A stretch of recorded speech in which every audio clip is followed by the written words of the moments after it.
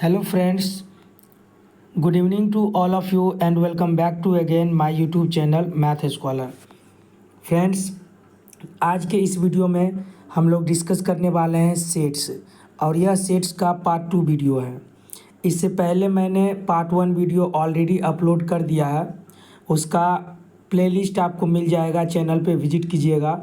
आप उससे पहले पार्ट 1 वीडियो देख लीजिएगा, उसके बाद ये वीडियो देखिएगा ताकि आपको और अच्छे से समझ में आए। ठीक है फ्रेंड्स, और यह टॉपिक जो है बीपीएससी शिक्षक भर्ती TRE 4.0 के लिए है। एसएससी रेलवे जिस एग्ज़ाम में भी क्वेश्चंस में पूछा जाता है, सेट का क्वेश्चन सब के लिए है, चाहे क्लास 6 to 8 की बात करें या 9 to 10 की बात करें या 11 to 12 की बात करें। ठीक है फ्रेंड्स, अगर आप भी चाहते हैं कि इस बार बीपीएससी शिक्षक भर्ती TRE 4.0 में आप अपना एक सीट पक्का करें, ओके फ्रेंड्स, तो अभी से आप लग जाइए। आप लोग क्या करते हैं, जब एग्ज़ाम नज़दीक आता है उसके बाद एक्टिव होते हैं, तो वहाँ पे फिर आपको प्रेशर आपके पास हो जाएगा, यानी आपके ऊपर ज़्यादा प्रेशर होगा, ये पढ़ना है, वो बचा हुआ है, ये बचा हुआ है, इसी में गड़बड़ हो जाता है, आपका स्कोर नहीं बढ़ पाता है और बोलते हैं कि सर रिज़ल्ट नहीं बन पाएगा, मेरा स्कोर इतना ही आ रहा है। तो क्यों ना पहले से ही अलर्ट हो जाए, हम लोग अभी से ही थोड़ा थोड़ा करके पढ़े। और इस चैनल पे आपको कंप्लीट सिलेबस बताया जाएगा। आपको पहले भी बोला गया है, जो भी स्टूडेंट इस चैनल से जुड़ना चाहते हैं वो जुड़ सकते हैं मैथ स्कॉलर से। और आपको पता ही है फ्रेंड्स, अगर आप इस चैनल का वीडियो देखे होंगे मैथ्स का, तो इस चैनल पे आपको बेस्ट कंटेंट के साथ वीडियो प्रोवाइड किया जाता है डेली इवनिंग में। ठीक है, और अगर आप वीडियो वॉच करते हैं तो यकीन मानिए आपको फिर से दोबारा टॉपिक पढ़ने की ज़रूरत नहीं पड़ेगा। एक भी टॉपिक स्किप नहीं किया जाता है, ऑल टू ऑल डिस्कस किया जाता है। ठीक है फ्रेंड्स, तो ज़्यादा टाइम वेस्ट नहीं करना है, हम लोग इस वीडियो को स्टार्ट करते हैं और आप वीडियो को एंड तक ज़रूर बने रहें। चलिए फ्रेंड्स, अभी हम लोग क्या करते हैं, की पॉइंट्स डिस्कस करते हैं, उसके बाद जो ही टॉपिक आपका कंप्लीट होगा हम लोग क्या करेंगे, क्वेश्चंस का प्रैक्टिस करेंगे। तो फर्स्ट पॉइंट है फ्रेंड्स, रिक्त समुच्चय, जिसे हम लोग अंग्रेजी में बोलते हैं the empty set. The empty set clear है। अब ये क्या होता है, एक समुच्चय जिसमें एक भी अवयव नहीं होता है, रिक्त समुच्चय या शून्य समुच्चय कहलाता है। ठीक है, इसका दो नाम है दोस्तों, एक तो आप रिक्त समुच्चय बोल सकते हैं, दूसरा शून्य समुच्चय। ठीक है फ्रेंड्स, मतलब कहने का मतलब वैसा समुच्चय जिसमें एक भी अवयव हो ही ना, पूरा खाली हो। ठीक है, उसे क्या बोलेंगे, रिक्त समुच्चय बोलेंगे। आप घबराइए बिल्कुल भी नहीं, क्योंकि आपको हम आधा अधूरा कंसेप्ट नहीं देंगे, आपको फुल कंसेप्ट दिया जाएगा। एग्जाम्पल आप देखिएगा तो आपका और कंसेप्ट क्लियर हो जाएगा। ठीक है, रिक्त समुच्चय को हम लोग प्रतीक ये आप दे सकते हैं, इसे हम लोग फाई बोलते हैं। ठीक है, फाई पढ़ा जाता है, अथवा ये मैंजली ब्रैकेट और बीच में एक भी अवयव नहीं है, दोनों सिंबल यूज कर सकते हैं रिक्त समुच्चय को सूचित करने के लिए। ठीक है, चलिए फ्रेंड्स हम लोग एग्जाम्पल देखते हैं। फर्स्ट एग्जाम्पल देखिए, यहाँ पर एक सेट दिया हुआ है A = x, और ये जो दो बिंदु आप देख रहे हैं ना, इसको हम लोग पढ़ते हैं कोलोन पढ़ते हैं। ठीक है, सब चीज़ डिस्कस किया गया पार्ट 1 वीडियो में। अब x क्या है, तो x का वैल्यू यहाँ पे बताया गया 1 और 2 के बीच में है, लेकिन ये कंडीशन दे दिया भाई x नेचुरल नंबर है। तो ज़रा सोचिए, x नेचुरल नंबर है, क्या 1 और 2 के बीच में कोई भी नेचुरल नंबर आएगा? बिल्कुल नहीं होगा, क्योंकि नेचुरल नंबर तो हम लोग गिनती की संख्या को बोलते हैं। 1 है, 2 है, तो इसके बाद 3 आएगा। 1 और 2 के बीच में नेचुरल नंबर कहाँ से आ गया? इसका मतलब ये गलत बोल रहा है, तो इसका मतलब इस सेट में एक भी अवयव नहीं है। ठीक है, आप ये रिक्त समुच्चय हो गया, या फिर आप इसको फाइल लिख दीजिए। आई होप आपको समझ में आया होगा फ्रेंड्स। कहीं भी कन्फ्यूजन हो आप अपना क्वेरी पूछ सकते हैं कमेंट में, और सबका रिप्लाई दिया जाता है। ठीक है, नेक्स्ट देखते हैं एग्जांपल दूसरा। सेट B = दिया हुआ x² - 2 = 0। अब जब हम इसको सॉल्व करेंगे तो x² बराबर +2 हो जाएगा, और x का वैल्यू निकालेंगे फ्रेंड्स, तो स्क्वायर हटेगा तो इधर आ जाएगा +- √2। यानी कि √2 प्लस में भी आएगा माइनस में भी आएगा। और ये बोल रहा है एक्स क्या है, तो एक रेशनल नंबर है, परिमेय संख्या। तो ज़रा सोचिए, क्या √2 परिमेय संख्या होगा? नहीं होगा। इसका मतलब इसमें भी एक भी अवयव नहीं है, तो ये भी कौन सा समुच्चय होगा? रिक्त समुच्चय होगा। क्लियर है दोस्तों? ओके, नेक्स्ट देखते हैं हम लोग example 3। Example C is equal to दिया हुआ है एक्स संख्या 2 से अधिक एक समअभाज्य संख्या है। भाई 2 से अधिक कोई भी समअभाज्य संख्या नहीं होता है, सब विषम होगा। एक ही समअभाज्य संख्या होता है, वो भी होता है 2। इसमें भी एक भी अवयव नहीं है, तो रिक्त समुच्चय। एग्जाम्पल 4 देखते हैं। देख रहे हैं ना, आपका कंसेप्ट क्लियर करने के लिए हम कितने सारे एग्जाम्पल ले रहे हैं। D एक सेट है और यहाँ पे बोल रहा है x जो है x² इज इक्वल टू 4 है। जब x को सॉल्व कीजिएगा तो ये वैल्यू आपका आएगा +-2, और ये जो है एक सम संख्या है 2, और यहाँ बोल रहा है x एक विषम संख्या है, तो इसमें भी एक भी अवयव नहीं है, तो रिक्त समुच्चय हो गया। क्लियर है दोस्तों? आई होप आपको रिक्त समुच्चय समझ में आ गया होगा। तो चलिए हम लोग आगे बढ़ते हैं। परिमित और अपरिमित समुच्चय क्या होता है, जिसे अंग्रेजी में हम लोग बोलते हैं फाइनाइट और इनफाइनाइट सेट्स। देखिए, एक समुच्चय जो रिक्त है, एक समुच्चय जो रिक्त है यानी खाली है, अथवा जिसके अवयवों की संख्या निश्चित होती है, परिमित समुच्चय कहलाता है। अन्यथा समुच्चय अपरिमित समुच्चय कहलाता है। मतलब वैसे समुच्चय को दोस्तों आप परिमित बोलिएगा जिसके अवयवों की संख्या आप गिन सकते हो, यानी काउंट कर सकते हो, ठीक है, वो कहलाएगा परिमित समुच्चय। और जिसके अवयवों की संख्या हम काउंट ही नहीं कर सकते हैं, तो क्या कहलाएगा? वो इनफाइनाइट सेट्स कहलाएगा, अपरिमित। जैसे आप एग्जांपल देखिए, हम यहाँ पर एक सेट लेते हैं friends, A is equal to A E I O U, ये एक समुच्चय है। तो आप बताइए, क्या इनके जो मेंबर हैं, अवयव हैं, क्या आप इन्हें काउंट कर सकते हैं? ऑफ कोर्स काउंट कर सकते हैं। वोवेल है 1 2 3 4 5, यानी कि अवयवों की संख्या 5 है, हमने इसे काउंट कर लिया। तो ये कौन सा समुच्चय होगा दोस्तों? परिमित समुच्चय होगा। ठीक है, ओके, आगे बढ़ते हैं। दूसरा एग्जाम्पल मान लीजिए B इज इक्वल टू दिया हुआ है आपको 1, 3, 5, 7, डॉट। ठीक है, अब देखिए, ये विषम संख्याओं का समुच्चय दिया गया है। 1 3 5 7 लिख दिया गया है, और आगे 3 डॉट लिखा गया है फ्रेंड्स। 3 डॉट आपको जहाँ भी दिखे, इसका मतलब आपको समझना है, ये जो समुच्चय है ये और भी आगे बढ़ता हुआ जाएगा, और कहाँ तक जाएगा ना आपको पता है ना हमें पता है। इसका मतलब इसके जो अवयव हैं इसे हम काउंट नहीं कर सकते हैं, गिन नहीं सकते हैं। इसीलिए ये कौन से समुच्चय कहलाएंगे दोस्तों? अपरिमित समुच्चय, इनफाइनाइट सेट। आई होप आपको क्लियर हो गया होगा। ठीक है, चलिए आगे बढ़ते हैं। आपसे रिक्वेस्ट है, आप वीडियो को एंड तक जरूर देखें। अगर आप चाहते हैं सिलेक्शन लेना, कंसेप्ट क्लियर करना, तो आप जरूर एंड तक देखें। यकीन मानिए, वीडियो देखने के बाद आपको मज़ा आ जाएगा।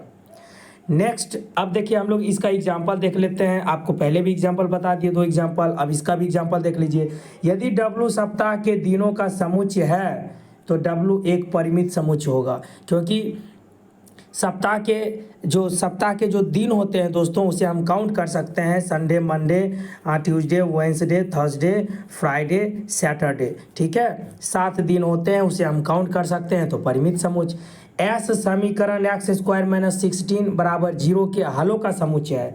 तो भाई इसको जब सोल्व करेंगे तो x² बराबर होगा +-4, यानी एक 4 आएगा, एक -4। इसे हम काउंट कर सकते हैं, 2 सॉल्यूशन आया। तो इसीलिए S क्या हो गया? फाइनाइट सेट हो गया, यानी परिमित समुच्चय हो गया। अब देखिए तीसरा एग्जाम्पल, G किसी रेखा पर स्थित सभी बिंदुओं का समुच्चय है, तो G अपरिमित समुच्चय होगा, इनफाइनाइट। अब भाई आप ही बताइए, अगर हम मान लेते हैं ये एक लाइन है, ठीक है, तो अब ये जो लाइन है इस पर कितने सारे पॉइंट हैं, क्या आप काउंट कर सकते हैं? बिल्कुल नहीं कर सकते हैं, इनफाइनाइट पॉइंट्स होगा इसमें। कितना पॉइंट्स होगा किसी को पता नहीं है, ठीक है। इसीलिए हम बिंदुओं को गिन नहीं सकते हैं, इसीलिए जो जी होगा ये एक अपरिमित समुच्चय होगा, इनफाइनाइट सेट होगा। क्लियर है फ्रेंड्स। चलिए आगे बढ़ते हैं। देखिए नोट में आप याद रखिएगा, नोट में किसी रेखा पर अपरिमित रूप से अनेक बिंदुएं स्थित होते हैं जिसे हम काउंट नहीं कर सकते हैं, इसीलिए यह अपरिमित समुच्चय होगा, ठीक है। चलिए आगे बढ़ते हैं। समान समुच्चय यानी इक्वल सेट। इक्वल सेट्स क्या होता है? दो समुच्चय ए और बी समान कहलाते हैं यदि उनमें समान अवयव यानी एलिमेंट हो, अन्यथा समुच्चय असमान कहलाएगा।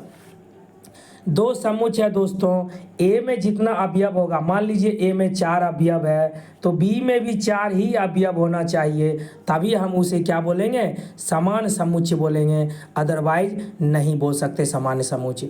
और दूसरी बात, ए में जो भी अवयव होगा वही अवयव बी में भी रहना चाहिए, इसी तभी हम बोल सकते हैं दोनों को समान समुच्चय। देखते हैं आगे। समान की स्थिति में समुच्चय जब समान होगा तो वी राइट हम लोग लिखते हैं ए बराबर बी, दोनों समुच्चय बराबर है, ठीक है। और समान की स्थिति में वी राइट हम लोग लिखते हैं A does not equal to B, यानी दोनों समुच्चय बराबर नहीं है। काट दिए फ्रेंड्स तो बराबर नहीं हो गया, ठीक है। एग्जाम्पल देखते हैं दोस्तों। ए बराबर दिया है 1 2 3 4, कितने मेंबर हैं इसमें? 4 मेंबर हैं, ठीक है। बी बराबर दिया है 3 1 4 2, इसमें कितने मेंबर हैं? 4 मेंबर हैं। आप ध्यान से देखिए, जो समुच्चय में जो जो अवयव है वही सब अवयव बी में भी है ना। 1 2 3 4 3 1 4 2 उल्टा लिखा गया है तो कोई बात नहीं है, लेकिन अवयव सेम है दोनों में, इसीलिए दोनों समुच्चय बराबर है, ठीक है दोस्तों। दूसरा एग्जाम्पल देखिए। ए बराबर है 1 2 3 और बी बराबर है 2 2 1 3 3, ये भी इक्वल समुच्चय हैं दोस्तों। देखिए 2 है इसमें, इसमें भी 2 है, 2 है, 1 है तो इसमें भी 1 है, 3 है तो इसमें भी 3 है। इसमें सब अवयव को रिपीट कर दिया गया है, लेकिन जो ए में मौजूद है फ्रेंड वो बी में भी तो मौजूद है, इसीलिए ये दोनों इक्वल हो गए, ठीक है। डोंट पैनिक फ्रेंड्स, घबराए नहीं, इसका रीज़न देखिए आगे बताया जाएगा आपको। ये देखिए नोट में, यदि किसी समुच्चय के एक या एक से अधिक अवयवों की पुनरावृत्ति होती है तो इससे समुच्चय नहीं बदलता है, ठीक है, याद रखिएगा। थर्ड एग्जाम्पल देखते हैं फ्रेंड्स। सी बराबर दिया है x माइनस 5 बराबर 0 और डी बराबर दिया है एक्स स्क्वायर इक्वल टू 5। जब हम डी को सॉल्व करेंगे, X square is equal to 5 है 25, तो x का 2 वैल्यू आएगा प्लस माइनस 5, एक प्लस 5 एक माइनस 5। लेकिन इसको सॉल्व कीजिएगा तो x का एक ही वैल्यू आएगा 5। तो क्या बताइए, दोनों इक्वल है समुच्चय? नहीं इक्वल है, इसमें एक ही अवयव है, इसमें 2 अवयव है, तो यहाँ पर हम क्रॉस कर दिए। क्लियर है। चलिए आगे देखते हैं उप समुच्चय, जिसे अंग्रेजी में हम लोग बोलते हैं सबसेट्स। फ्रेंड्स ये वीडियो उन स्टूडेंट के लिए भी है जो बोर्ड के प्रिपरेशन करना चाहते हैं, यानी कि 11th में है और 11th के बाद 12th में जाएंगे, तो ये 11th का टॉपिक है, तो 11th वाले स्टूडेंट भी इस वीडियो को वॉच कर सकते हैं। और अगर वीडियो आपको अच्छा लगता है तो अपने फ्रेंड को भी शेयर कर सकते हैं। हम मेहनत करते हैं फ्रेंड्स, लिखते हैं कंटेंट, बेस्ट कंटेंट आपको एक्सप्लेन करते हैं, वीडियो प्रोवाइड करते हैं आपके पास, और वो भी फ्री में। इसके लिए आपसे कोई कॉस्ट नहीं लिया जाता है, तो आप भी हमें सपोर्ट ज़रूर करें ताकि हमें मोटिवेशन मिले और भी आपके लिए वीडियो हम लाते रहें, ठीक है। चलिए उप समुच्चय समझते हैं दोस्तों। क्या होता है, यदि समुच्चय ए का प्रत्येक अवयव समुच्चय बी का भी एक अवयव हो तो ए बी का उप समुच्चय कहलाता है, और इसे हम लोग ए उप समुच्चय है बी का द्वारा दिखाया जाता है, ठीक है।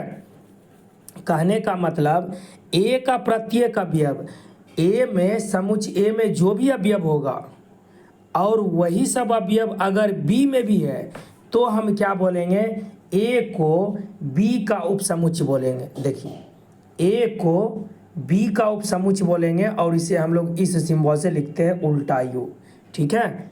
चलिए आगे बढ़ते हैं। अगर दोस्तों बी ए का समुच्चय होगा तो इसको ऐसे लिखेंगे, बी ए का एक उप समुच्चय है, ठीक है। इसके लिए बी का सभी अवयव ए में होना जरूरी है। आगे एग्जाम्पल देखेंगे, आप घबराइए बिल्कुल भी नहीं।